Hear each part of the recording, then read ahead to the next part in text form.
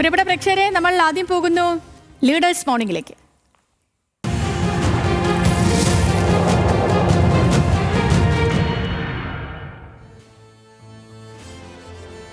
പ്രിയപ്പെട്ടവരെ, ഇന്ന് നമ്മുടെ ഈ ഫ്ലോറിലേക്ക് അതിഥിയായി എത്തിയിരിക്കുന്നത് യാക്കോബായ സഭ ബിഷപ്പ് ഡോക്ടർ കുര്യാക്കോസ് മാർ തെയോഫിലോസ് ആണ്. നമുക്ക് അദ്ദേഹത്തെ സ്വാഗതം ചെയ്യാം ലീഡേഴ്സ് മോർണിംഗിലേക്ക്. ഹലോ മലയാളത്തിലേക്ക്. ബിഷപ്പേ നമസ്കാരം, ഗുഡ് മോർണിംഗ്, സ്വാഗതം ഹലോ മലയാളത്തിലേക്ക്. നമസ്കാരം, ഗുഡ് മോർണിംഗ്. ബിഷപ്പ്, ഈ കന്യാസ്ത്രീകൾ ഛത്തീസ്ഗഡിൽ അറസ്റ്റിലായ സംഭവത്തിലേക്ക് തന്നെയാണ്. അപ്പോൾ ഇന്നിപ്പോൾ ഈ സഭാ നേതൃത്വം ഹൈക്കോടതിയെ സമീപിക്കും എന്നായിരുന്നു വാർത്തകൾ. പക്ഷേ പിന്നീട് അത് വേണ്ട 2 ദിവസത്തേക്ക് കൂടി നീട്ടിവെക്കാൻ തീരുമാനിക്കുകയായിരുന്നു. പക്ഷേ ഇപ്പോൾ വരുന്ന വാർത്തകൾ അനുസരിച്ച് NIA കോടതിയെ അവർ ഇന്നു തന്നെ സമീപിക്കുമെന്നും ബെയിൽ ആപ്ലിക്കേഷൻ നൽകുമെന്നുമാണ് അറിയാൻ കഴിയുന്നത്. ഈ കന്യാസ്ത്രീകൾക്ക് നീതി ലഭിക്കുമെന്ന് അങ്ങ് പ്രതീക്ഷിക്കുന്നുണ്ടോ?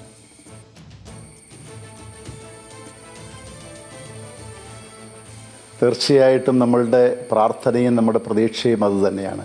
കാരണം സാമൂഹ്യ സേവനത്തിലും അതോടൊപ്പം തന്നെ സാധുജന സംരക്ഷണത്തിലും ജീവിതം സമർപ്പിച്ച ആ മനുഷ്യസ്നേഹികളായ സന്യാസിനിമാർക്ക് അവർക്ക് നീതി ലഭിച്ചില്ലെങ്കിൽ നമ്മുടെ രാജ്യത്തിന് തന്നെ അപമാനകരമാണത്. അത് നമ്മളെ സംബന്ധിച്ചിടത്തോളം സഭ മാത്രമല്ല, നമ്മുടെ രാഷ്ട്രത്തെ, മനുഷ്യകുലത്തെ സ്നേഹിക്കുന്ന സകലരും ആ സിസ്റ്റേഴ്സിൻ്റെ മോചനത്തിനും അതുപോലെ അവരുടെ നീതി ലഭിക്കുന്നതിനും വേണ്ടി പ്രാർത്ഥിച്ചുകൊണ്ടിരിക്കുകയാണ്. തീർച്ചയായിട്ടും നമ്മുടെ പ്രാർത്ഥനയും നമ്മുടെ പ്രതീക്ഷയും അതുതന്നെയാണ്. ബിഷപ്പ്, ഇപ്പോൾ ഈ വിഷയത്തിൽ കേന്ദ്രം ഇടപെടുമെന്നും സിസ്റ്റർമാരെ ജയിൽ മോചിതരാക്കാൻ എല്ലാ സഹായവും ചെയ്യുമെന്നാണ് അമിത്ഷാ ഇന്നലെ കേരള MP-മാർക്ക് ഉറപ്പ് നൽകിയിരിക്കുന്നത്. BJP സംസ്ഥാന അധ്യക്ഷൻ ഇന്നലെ ആർച്ച് ബിഷപ്പിനെ കണ്ട് സംസാരിച്ചതും അങ്ങയുടെ ശ്രദ്ധയിൽപ്പെട്ടിരിക്കുമെന്ന് ഞാൻ വിശ്വസിക്കുകയാണ്. അപ്പോൾ ഇനിയും ഇങ്ങനെ ഈ ഒരു രീതിയിൽ കടുംപിടുത്തം തുടർന്നാൽ അത് സഭയുടെ പിന്തുണ അടക്കം നഷ്ടമാകും എന്നൊരു ബോധ്യമായിരിക്കുമോ BJPയുടെ ഇപ്പോഴത്തെ ഈ ഒരു നിലപാട് മാറ്റത്തിന് പിന്നിൽ? അതോ ഇതൊക്കെയും നിഷ്കളങ്കമാണോ ബിഷപ്പ്?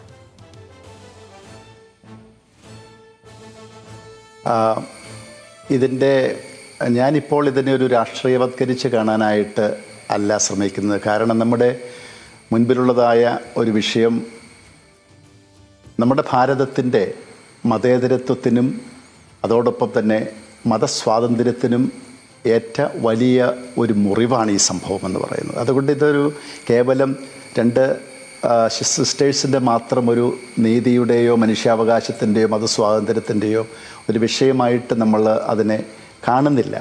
അതുകൊണ്ട് തന്നെ ഇതിനകത്ത് ആരെങ്കിലും രാഷ്ട്രീയ മുതലെടുപ്പുകൾ നടത്തുവാനോ അതല്ലെങ്കിൽ ഇതൊരു വർഗീയ മതധ്രുവീകരണത്തിലേക്ക് പോകുവാനോ ആരും അവസരം കൊടുക്കാതെയും സാഹചര്യം ഉണ്ടാക്കാതെയും ഇരിക്കുക എന്നുള്ളതാണ് ആത്യന്തികമായിട്ടുള്ളത്. എന്നാൽ ചില യാഥാർത്ഥ്യങ്ങൾ നമ്മൾ മനസ്സിലാക്കേണ്ടതുണ്ട്. അതുകൊണ്ട് തന്നെയാണ് ഞാൻ പറയുന്നത്, ഒരു രാഷ്ട്രീയ കാഴ്ചപ്പാടോടുകൂടെ ഞാൻ ഒരിക്കലും ഇതിനെ കാണുവാൻ ആഗ്രഹിക്കുന്നില്ല. മറിച്ച് ഇതിനകത്തുള്ള ചില യാഥാർത്ഥ്യങ്ങളെന്ന് പറയുന്നത് നമ്മുടെ ഭാരതത്തിൻ്റെ ഏറ്റവും വലിയ സവിശേഷതകളിലൊന്നാണ് മതേതരത്വവും അതുപോലെ തന്നെ മതസ്വാതന്ത്ര്യവും. പ്രത്യേകിച്ച് നമ്മുടെ ആർട്ടിക്കിൾ 25 ഒരു പൗരന് ഏത് മതത്തിൽ വിശ്വസിക്കുവാനും അത് പ്രാവർത്തികമാക്കുവാനും പ്രചരിപ്പിക്കുവാനുമുള്ളതായ സ്വാതന്ത്ര്യം നൽകുന്നുണ്ട്. ആ സ്വാതന്ത്ര്യം ഇവിടെ നൂറ്റാണ്ടുകളായി നമ്മൾ നാനാജാതി മതസ്ഥർ ഇവിടെ സൗഹാർദ്ദത്തോടുകൂടെ അനുഭവിച്ചുകൊണ്ടിരിക്കുകയാണ്. അപ്പോൾ ഇവിടെ ഛത്തീസ്ഗഡിലുണ്ടായതായ ആ സംഭവത്തിൽ യഥാർത്ഥത്തിൽ എനിക്ക് തോന്നുന്നത് അതിൻ്റെ ഒരു റൂട്ട് കോസായിട്ട് ഉള്ള ഒരു കാരണം, ഛത്തീസ്ഗഡ് സംസ്ഥാന രൂപീകൃതമായതിന് ശേഷം ആർട്ടിക്കിൾ 25 നമ്മളുടെ സംസ്ഥാനങ്ങൾക്ക് നൽകിയിരിക്കുന്ന ചില അധികാരങ്ങളുണ്ടോ, അതിൻ്റെ അകത്ത് നടത്തിയിരിക്കുന്ന ചില അഡീഷൻസും അതിൻ്റെ ദുരുപയോഗം ഇതിനകത്ത് ഒരു കാര്യമാണ്. അതുകൊണ്ട് തന്നെ ഇത് ഒരു ഉപരിപ്ലവമായിട്ടുള്ളതായ ഒരു സംഗതി മാത്രമല്ല. ഒരാളെ ഒരാരോപണ വിധേയനാക്കി കഴിഞ്ഞാൽ ഇവിടെ നമ്മൾ ഒരു നിരപരാധി പോലും ശിക്ഷിക്കപ്പെടരുതെന്നുള്ള നിയമം നിൽക്കുമ്പോൾ അവിടെ നടന്നത് യഥാർത്ഥത്തിൽ എന്താണെന്നുള്ളതാണ് ഇതിൻ്റെ വിഷയം. പോലീസുകാരുടെയും പോലീസ് സ്റ്റേഷനിന് മുൻപ് ജനകീയ വിചാരണ, നിയമസംഹിത നിലനിൽക്കുന്നിടത്ത് ജനകീയ വിചാരണ നിഷ്കളങ്കരായ അല്ലെങ്കിൽ നിസ്സഹായരായ 2 സ്ത്രീകൾ, 2 കന്യാസ്ത്രീകൾ 60 വയസ്സിന് മേലെയുള്ളതായ അവരെ ജനകീയ വിചാരണ ചെയ്യുന്ന ഒരു അരാജകത്വത്തിൻ്റെ അതാണ് നമ്മളെ ഭീതിപ്പെടുത്തുന്ന ഏറ്റവും വലിയ ഒരു വസ്തുത എന്ന് പറയുന്നത്. അതുകൊണ്ട് തന്നെ ഈ വിഷയം നമ്മളെ സംബന്ധിച്ചിടത്തോളം ഇത് ഛത്തീസ്ഗഡിൽ ഒതുങ്ങി നിൽക്കുന്ന ഒരു വിഷയം എന്നതിനേക്കാൾ ഉപരിയായിട്ട് സമീപകാലത്ത് വർദ്ധിച്ചു വരുന്ന ഇതുപോലുള്ളതായ ചില ഛിദ്രശക്തികളുടെ പ്രവണതയും ആ രീതികളും ഇന്ന് നമ്മുടെ രാജ്യത്തിൻ്റെ തന്നെ അന്തസ്സിന് അതിന് തകർത്തുകൊണ്ടിരിക്കുകയാണ്.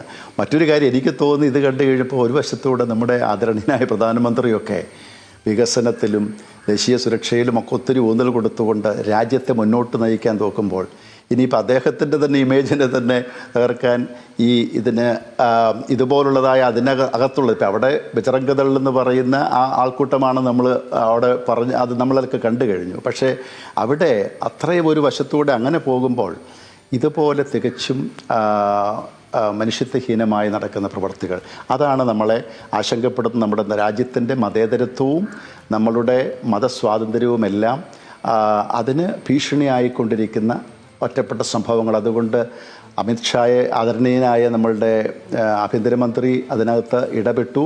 അദ്ദേഹം ഒരു ശുഭസൂചന നമുക്ക് ലഭിച്ചിട്ടുണ്ട്.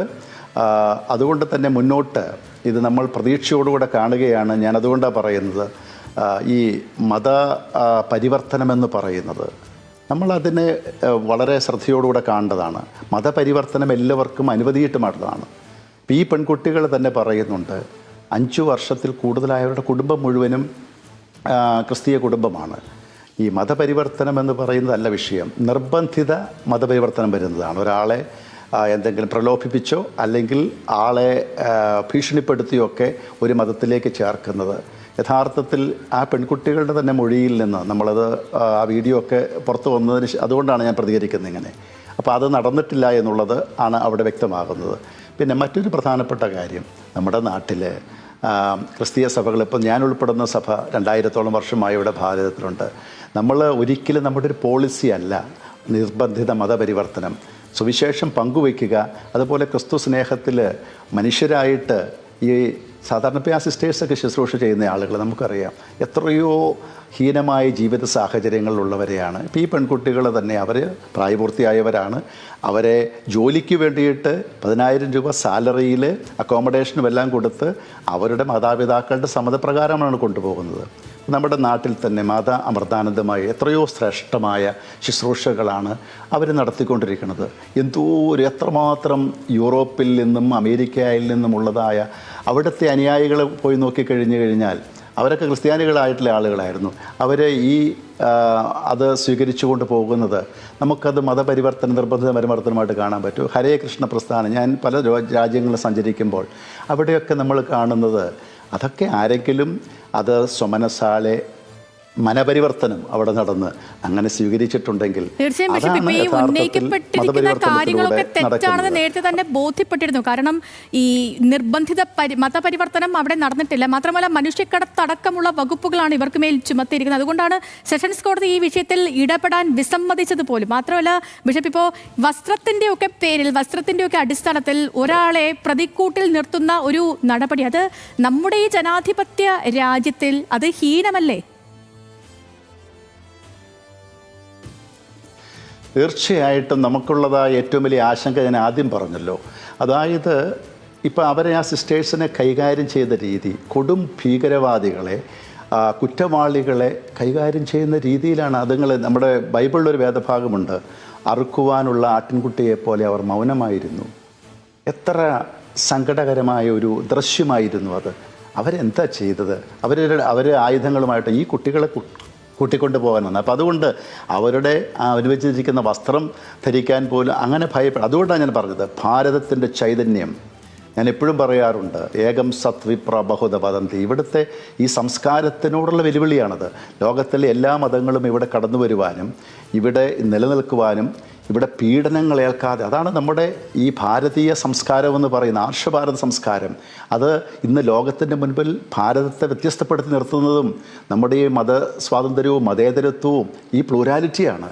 അപ്പോൾ ഇത് നഷ്ടപ്പെടുത്തുവാനുള്ളതായ ഒരിത്. പിന്നെ ഭയം കൂടാതെ ഒരു വ്യക്തിക്ക് സഞ്ചരിക്കുവാനും അതുപോലെ ജീവിക്കുവാനും അവനവൻ്റെ ഏത് മതവിഭാഗമോ പ്രത്യയശാസ്ത്രത്തിൽപ്പെട്ടവനാണെങ്കിലും അവർക്ക് ജീവിക്കുവാനുമുള്ളതായ സാഹചര്യങ്ങൾക്ക് നിയമപരിരക്ഷ ലഭിക്കാതെ വരുന്നു എന്നുള്ള ഒരു സാഹചര്യം, അതാണ് ഏറ്റവും ആശങ്കകരമായിരിക്കുന്നത്.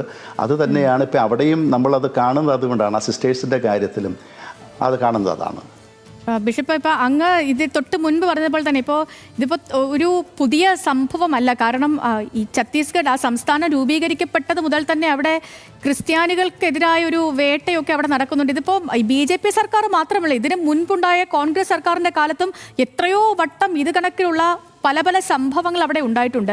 ഇപ്പോഴും അവിടുത്തെ പ്രതിപക്ഷമാണ്. ഭൂപേഷ് ബാഗൽ കഴിഞ്ഞ ദിവസം ഈ ഛത്തീസ്ഗഡിലെ ജയിലിലേക്ക് എത്തിയതിനു ശേഷം അദ്ദേഹം മാധ്യമങ്ങളോട് പ്രതികരിച്ചത്, ഞാൻ ഈ സിസ്റ്റർമാരെ കാണാൻ വേണ്ടി വന്നതല്ല, ഇവിടെ ജയിലിലുള്ള പ്രവർത്തകരെ കാണാൻ വേണ്ടി വന്നത്. അപ്പോൾ കോൺഗ്രസ് ഒരു കുറ്റകരമായ മൗനം അവിടെ തുടരുന്നുണ്ട്. അത് നമ്മൾ കാണാതെ പോകാൻ പാടില്ല. അതിനൊപ്പം തന്നെയാണ് NIA കോടതിയിലേക്ക് ഈ സിസ്റ്റർമാരെ വിട്ടത് തെറ്റായി പോയെന്നാണ് ഇന്നലെ അമിത്ഷാ പ്രതിപക്ഷ MP-മാരോട് പറഞ്ഞതായി പ്രതിപക്ഷ MP-മാർ മാധ്യമങ്ങളോട് പറഞ്ഞത്. അതായത് ഈ ഛത്തീസ്ഗഡ് സർക്കാർ ചുമത്തിയ നടപടി അത് തെറ്റായിപ്പോയി, ചുമത്തിയ വകുപ്പുകൾ തെറ്റായിപ്പോയെന്ന് ആഭ്യന്തരമന്ത്രി തന്നെ സമ്മതിക്കുന്ന ഒരു നിലയിലേക്ക് കാര്യങ്ങൾ എത്തിച്ചേർന്നിരിക്കുന്നു എന്നല്ലേ മനസ്സിലാക്കേണ്ടത് ബിഷപ്പ്? അവിടെയാണ് യഥാർത്ഥത്തിൽ നമ്മളുടെ കേന്ദ്ര ഗവൺമെൻറ്, അതുകൊണ്ടാണ് ഞാനിത് ഇപ്പോൾ കോൺഗ്രസ്സോ BJP എന്നുള്ളതിനേക്കാൾ ഉപരിയായിട്ട് നമ്മളെ സംബന്ധിച്ചിടത്തോളം, അതുകൊണ്ട് ഇതൊരു രാഷ്ട്രീയ മുതലെടുപ്പിന് ആരെങ്കിലും അതല്ലെങ്കിൽ ഒരു വർഗീയ ധ്രുവീകരണത്തിന് മത ധ്രുവീകരണത്തിന് ഇടയാക്കാതെ പ്രത്യേകം ശ്രദ്ധിക്കുന്നത്. കാരണം നമ്മുടെ രാജ്യത്തിൻ്റെ ഒരു സവിശേഷത അതാണ്. അതുകൊണ്ട് തന്നെ ഒരു കാര്യം ഇപ്പോൾ ആദരണീയനായ ആഭ്യന്തരമന്ത്രി തന്നെ ആ കാര്യം പറഞ്ഞു കഴിഞ്ഞപ്പോൾ ഇതിനകത്ത് നടന്നിരിക്കുന്ന അനീതി, അദ്ദേഹം പറഞ്ഞിരിക്കുന്ന കാര്യങ്ങൾ ഞാൻ മാധ്യമങ്ങളിലൂടെ കേട്ടതും കണ്ടതുമാണ്. അത് സത്യമാണെങ്കിൽ ഇത് ഗൗരവതരമായി ആ സംസ്ഥാനത്തെ ഭരിക്കുന്ന ഗവൺമെൻറ്റിൻ്റെ ഒരു വലിയ കൃത്യവിലോപം അതിനകത്ത് നടന്നിട്ടുണ്ട്.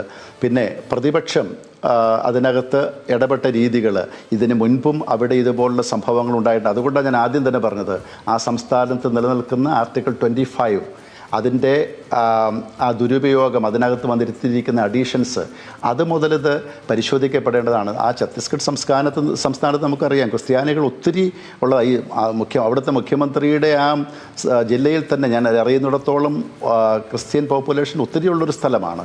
അപ്പോൾ അതുകൊണ്ട് അവിടെ ഏത് സർക്കാർ വന്നാലും പ്രതിപക്ഷം അവരുടേതായ നിലകളിൽ പ്രതിപക്ഷം ഒരുപക്ഷെ ഒരു സമയത്ത് പ്രതിപക്ഷത്തിരിക്കുന്നു, ഒരു പക്ഷത്ത് ഭരണപക്ഷത്തിരിക്കുന്നു. എവിടെയായിരുന്നാലും ഇവിടെ ക്രിസ്ത്യാനിയെന്നോ ഹിന്ദുവെന്നോ മുസ്ലിമെന്നോ അല്ല. ഇവിടുത്തെ ഇതെന്ന് പറഞ്ഞാൽ ഓരോ പൗരനും അവൻ്റെ അവകാശങ്ങൾ സംരക്ഷിക്കപ്പെട്ട് അവൻ്റെ ഈ ഇന്ത്യൻ ഭരണഘടന നൽകിയിരിക്കുന്ന ആ മൗലിക അവകാശങ്ങൾ പരിരക്ഷിക്കപ്പെട്ട് മനുഷ്യനായി സമാധാനത്തോടെ സുരക്ഷിതമായി നമ്മുടെ നാട്ടിൽ ജീവിക്കുവാനുള്ള സാഹചര്യം എനിക്ക് തോന്നുന്നത് ഇപ്പോൾ കേന്ദ്ര ഗവൺമെൻറ് ഈ കാര്യത്തിൽ ഗൗരവപരമായിട്ട് ഇടപെട്ടിട്ടുണ്ട് എന്നുള്ളൊരു ശുഭസൂചനയാണ് ഇന്നലത്തെ നമ്മുടെ ആഭ്യന്തരമന്ത്രിയുടെ ആദരണീയനായ അമിത്ഷായുടെ വാചകത്തിലൂടെ ലഭിച്ചിരിക്കുന്നത്.